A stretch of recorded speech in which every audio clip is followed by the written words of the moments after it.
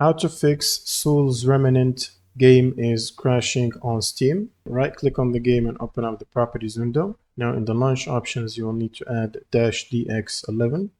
Then go to the installed files and verify the game files. And once this is completed, you can close this window. Now you will need to open up your browser and navigate to this link, which you can find below in the description. And from here, you'll need to scroll down and download and install the redistributables.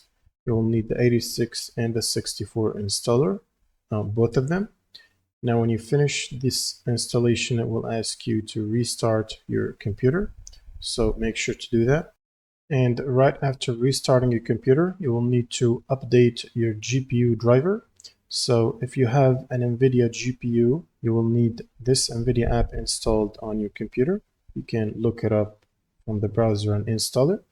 Then go to the drivers section. And from here, make sure to download and install the latest available driver update. Now, if you have AMD, you will need the AMD software instead. And once you've installed the driver update, all you need to do is right click on Steam, run it as admin, and then just launch the game from your library. And this should solve the crash problem. If you have any questions, leave them in the comments below, and see you on the next one.